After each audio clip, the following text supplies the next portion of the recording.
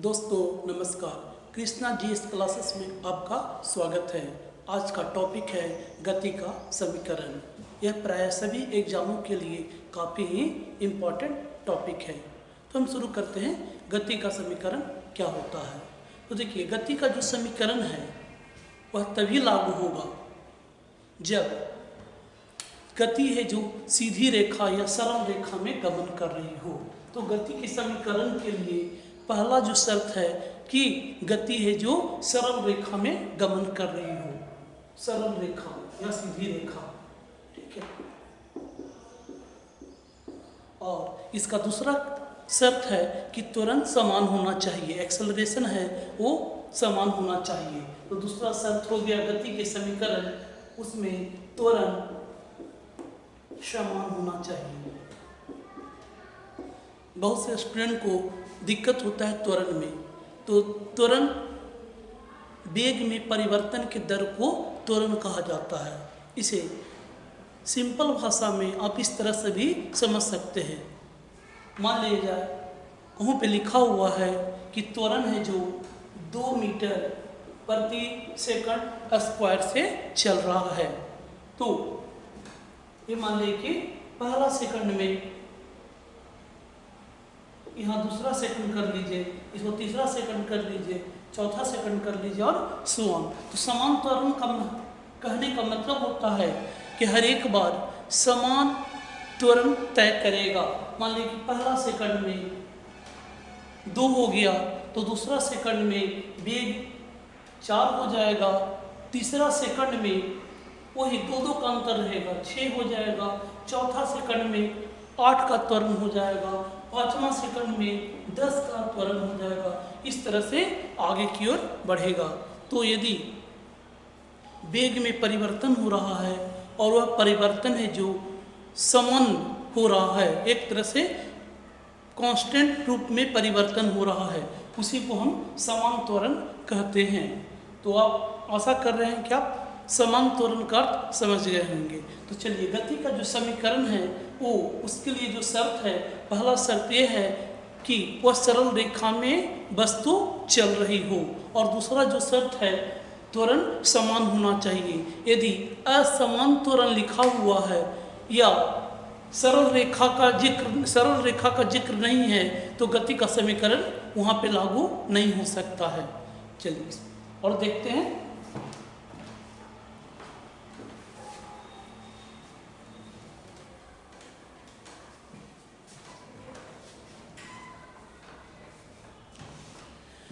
दोस्तों, गति का 3 समीकरण है। पहला जो समीकरण है v बराबर u प्लस टी।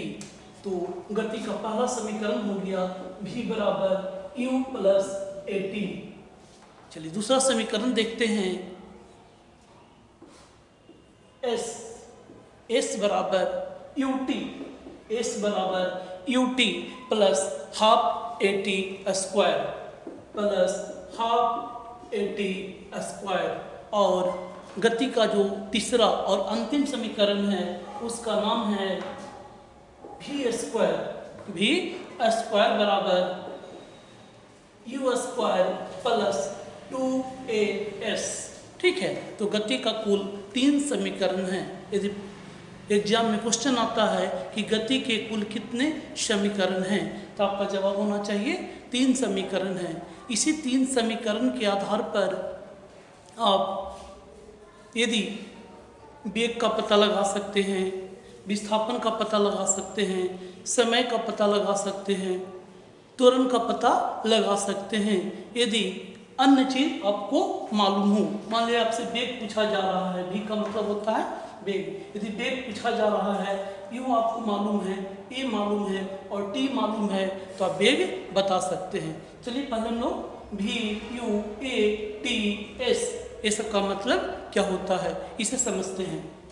तो यहाँ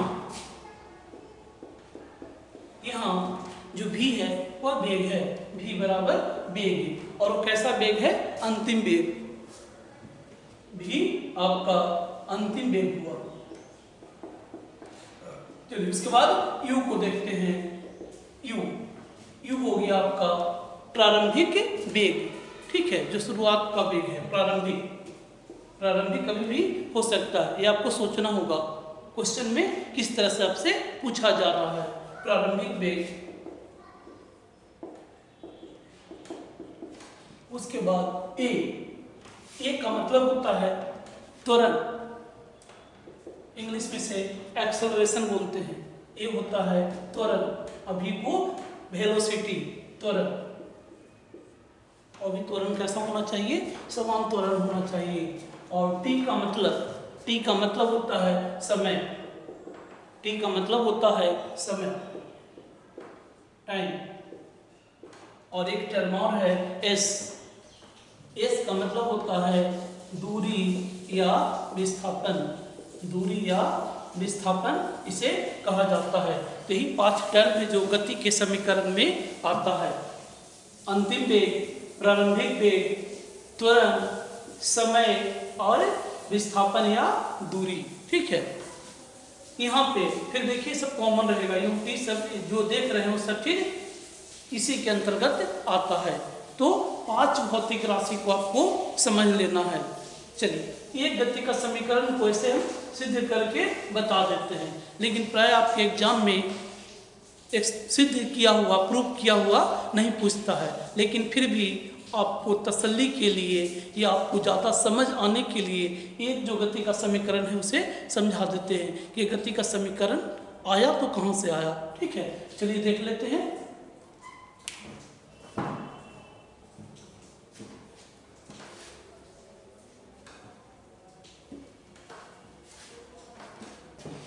पहला जो समीकरण है v बराबर u प्लस एटी, तो इसे देखिए ये आया है त्वरण से, एक्सेलरेशन से। आप जानते हैं a बराबर v माइनस यू बटा टी होता है। जो त्वरण का परिभाषा है अंतिम वेग माइनस प्रारंभिक वेग, ये अंतिम वेग हो गया, ये आपका हो गया प्रारंभिक वेग हो गया बटा समय। ठीक है, यहाँ से ही ये पहला फॉर्मूला का जन्म हुआ है। तो देख लीजिए यहाँ पे तिरछा गुना कीजिए तो एटी बराबर v माइनस यू हो जाता है। ठीक है, चलिए इस u को आप उस ओर ले जाते हैं, तो यहाँ पे माइनस साइन है। ठीक है, यहाँ पे क्या है? माइनस साइन है, तो u प्लस एटी बराबर v। ठीक है, चलिए अब आपके इक्वेशन आ गए यहाँ पे v बराबर चलिए यहाँ पे लिख देते हैं v बराबर u प्लस एटी।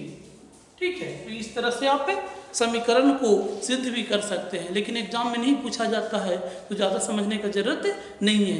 ठीक, चलिए अब गति के समीकरण से आपके एग्जाम में क्वेश्चन पूछे जाते हैं। कभी भी से संबंधित पूछ लिया जाता है कि वेग बताएं, कभी त्वरण आपसे पूछ लिया जाता है, कभी समय पूछा जाता है, कभी दूरी या विस्थापन पूछा जाता है। तो तरह तरह के क्वेश्चन है जो गति के समीकरण से प्राय सभी एग्जाम में, चाहे वो एसएससी का है, रेलवे का रहे, डिफेंस का रहे, बीपीएससी का रहे, एयरफोर्स का रहे। ठीक है, जो भी एग्जाम में ये आपके लिए कॉमन क्वेश्चन जनरल साइंस का रहता है। तो चलिए हम लोग कुछ क्वेश्चन है जो न्यूमेरिकल है जो गति के समीकरण के आधार पे करते हैं।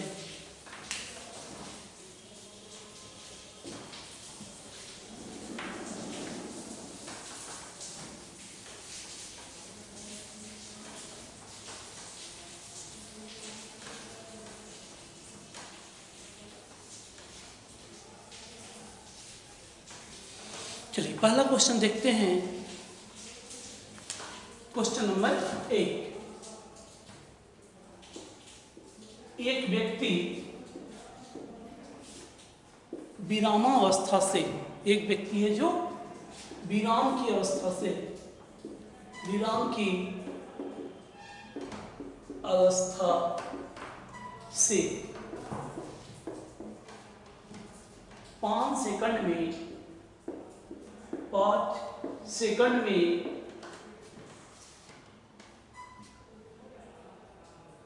यदि त्वरण 2 मीटर प्रति सेकंड स्क्वायर, ये त्वरण का मात्रक हुआ। ठीक है, त्वरण 2 मीटर प्रति सेकंड स्क्वायर से चल रहा है, तो वेग बताएं, तो वेग बताएं। ठीक है, एक प्रकार से गति का समीकरण यहाँ पे आपको करना होगा। तो वेग का हम आपको दो समीकरण बताए हैं। पहला समीकरण जो बताए हैं v बराबर u प्लस ए टी, और जो दूसरा समीकरण है v स्क्वायर बराबर u स्क्वायर प्लस 2as। ठीक है, अब आपको सोचना है, पहले तो इसमें जो जो भौतिक राशि दिया हुआ है उसको आप लिख लीजिए। तो देखिए, एक भौतिक राशि है 5 सेकंड, तो आपको t दिया हुआ है और t है 5 सेकंड। ठीक है, चलिए उसके बाद दूसरा जो आपको त्वरण दिया हुआ है, एक्सेलरेशन भी आपको दिया हुआ है, a बराबर आपको कितना है 2 मीटर प्रति सेकंड स्क्वायर। और एक और हिंट दिया हुआ है आपको, प्रारंभिक वेग भी दिया हुआ है, क्योंकि व्यक्ति है जो विराम की अवस्था से, मतलब प्रारंभिक वेग एक तरह से शून्य था, जीरो की अवस्था से, तो आपको u भी बताया हुआ है और u यहाँ पे शून्य होगा। इस आधार पे आपसे भी पूछा जा रहा है, क्या पूछा जा रहा है, भी पूछा जा रहा है। तो आप बना सकते हैं। देखिए, u दिया हुआ है, a दिया हुआ है, आपका u भी दिया हुआ है, a भी दिया हुआ है और t दिया हुआ है। तो गति का जो पहला समीकरण है आप उससे इस प्रश्न को हल कर सकते हैं, जबकि गति का जो v स्क्वायर बराबर u स्क्वायर प्लस 2as यहाँ से आप नहीं बना सकते हैं, क्योंकि यहाँ पे दूरी या विस्थापन यदि दिया हुआ रहता तो हो सकता था वेग का पता चल सकता था, जबकि आपको दूरी या विस्थापन नहीं देकर समय दिया हुआ है। तो धीरे धीरे यदि आप प्रैक्टिस कीजिएगा तो इससे संबंधित न्यूमेरिकल को आसानी से बना सकते हैं। तो चलिए, पहला समीकरण से बन रहा है v बराबर u प्लस 80। तो यहाँ पे u है जो शून्य है, ठीक है, क्योंकि विराम की अवस्था से चल रहा था। ये दिया हुआ है और ये है 2 मीटर प्रति सेकंड स्क्वायर, तो 2 लिख दीजिएगा। समय भी दिया हुआ है, तो समय है आपका 5 सेकंड, बराबर v बराबर क्या हो जाएगा 10 मीटर प्रति सेकंड। ठीक है, 10 मीटर प्रति सेकंड। ऐसे भी आप समझ सकते हैं, जैसे टाइमिंग कितना है 5 सेकंड का है, टाइम आप देखिए 5 सेकंड है, 1 सेकंड, 2 सेकंड, 3 सेकंड, 4 सेकंड और ये 5 सेकंड। और जो त्वरण है वो 2 मीटर प्रति सेकंड स्क्वायर है, अर्थात पहला सेकंड में 1 सेकंड, 2 सेकंड, 3 सेकंड, 4 सेकंड और ये 5 सेकंड। पहला सेकंड में 2 हुआ, दूसरा सेकंड में 4 हुआ, तीसरा में 6 हुआ, चौथा में 8 हुआ और 5वां सेकंड में 10 हो जाएगा। ठीक है, यदि आप इस तरह से भी कुछ समझ सकते हैं। ये पहला क्वेश्चन हो गया। चलिए आगे देखते हैं दूसरा क्वेश्चन।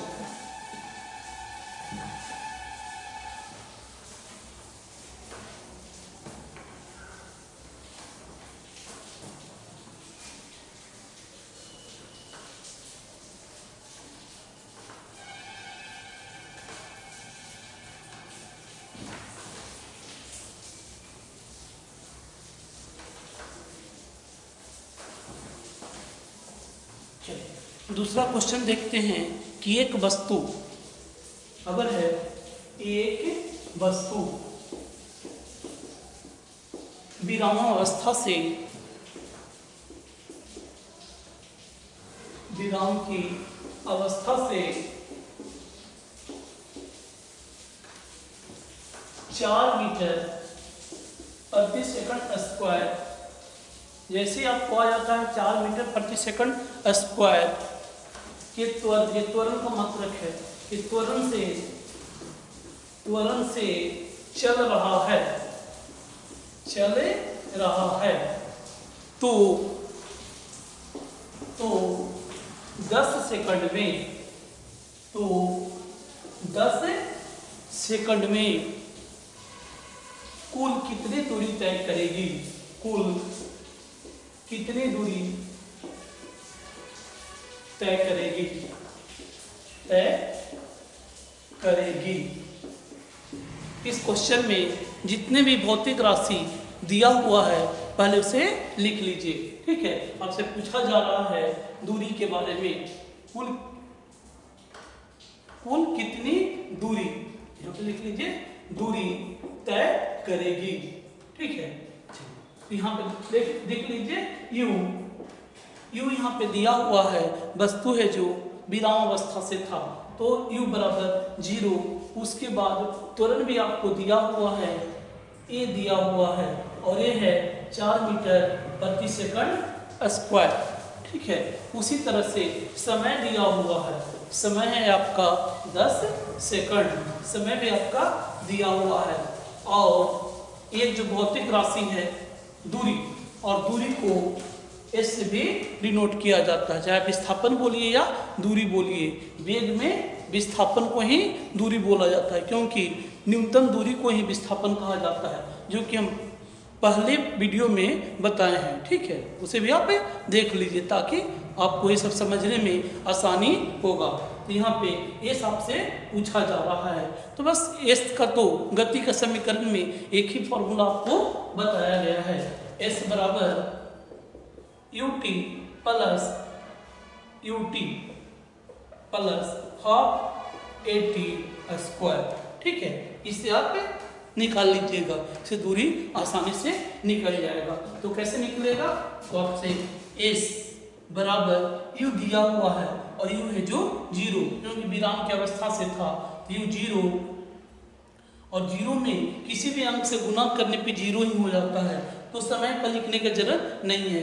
0 गुना यदि समय कीजिएगा तो 0 ही आ जाएगा, तो 0 गुना 10 में भी 0 ही आ जाता है, तो हम यहाँ पे 0 लिख दिए हैं, प्लस हाफ को लिख दीजिए, ये आपका दिया हुआ है, और ये है जो गुना 4, और यहाँ पे आपको t भी दिया हुआ है, तो 10 का स्क्वायर, क्योंकि यहाँ पे t का स्क्वायर बता रहा है। चलिए इसी को सीधे और आगे कर लीजिए, 4 और गुना 10 का स्क्वायर 100 होता है, 2 दूनी 4, बराबर आपका हो गया 200 मीटर। यहाँ पे दूरी पूछा जा रहा है, तो यहाँ पे 200 मीटर कह सकते हैं। ठीक है, चलिए, तो ये गति का दूसरा समीकरण का न्यूमेरिकल है।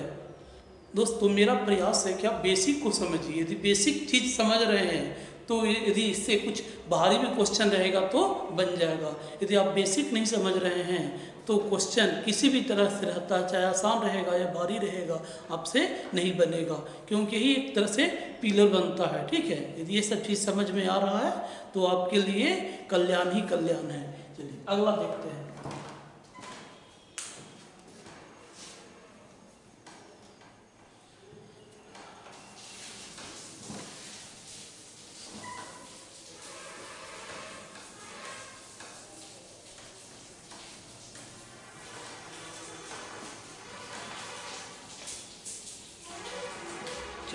लास्ट क्वेश्चन है, इसको भी देख लेते हैं। किसी पिंड, क्वेश्चन नंबर 3, किसी पिंड क्षैतिज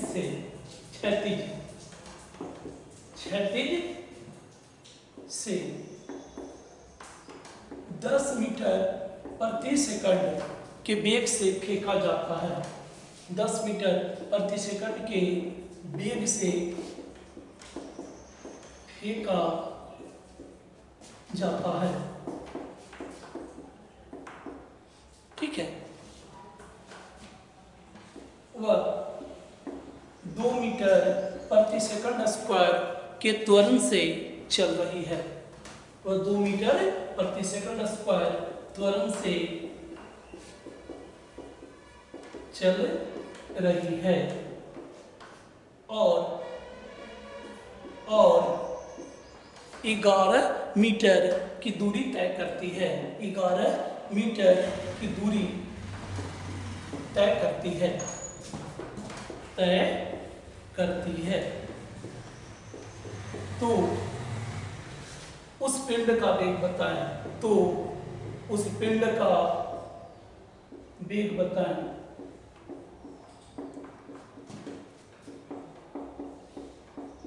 एग्जाम में या यदि आप न्यूमेरिकल कर रहे हैं, क्वेश्चन देखकर आपको घबराने का जरूरत नहीं है। यदि कंसेप्ट समझ में आ रहा है तो क्वेश्चन आपसे बन जाएगा।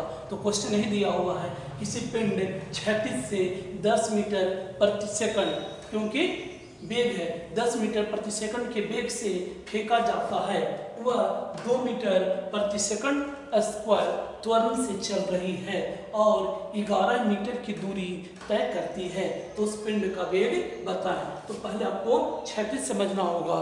तो क्षैतिज मतलब कुछ इस तरह से फेंका जा रहा है, वस्तु है जो यहाँ पे है और इस तरह से उसको फेंका जा रहा है। धरातल भी आप बता सकते हैं कि जैसे मान लें कि एक गेंदा है, आप जमीन पे उसको फेंक रहे हैं, ठीक है, कुछ इस तरह से आप समझ सकते हैं। क्षैतिज मतलब यही होता है, एक डायरेक्शन को क्षैतिज बोला जाता है और इस डायरेक्शन को ऊर्ध्वाधर बोलते हैं, ठीक है, जो ऊपर फेंकते हैं तो उसे ऊर्ध्वाधर, और जब इस तरह से समानांतर फेंकते हैं तो उसे हम लोग क्षैतिज कहते हैं। तो देखिए आपसे पूछा गया है गति की समीकरण में वेग पूछा गया है, तो वेग का 2 फॉर्मूला है। पहला जो फॉर्मूला आपका है v बराबर u प्लस at, और दूसरा फॉर्मूला जो आपका है v स्क्वायर बराबर u स्क्वायर प्लस 2as। अब आपको सोचना होगा कि कौन सा फॉर्मूला से एक क्वेश्चन बनेगा। तो चलिए इसमें जो जो भौतिक राशि दिया हुआ है वो सबको देख लेते हैं।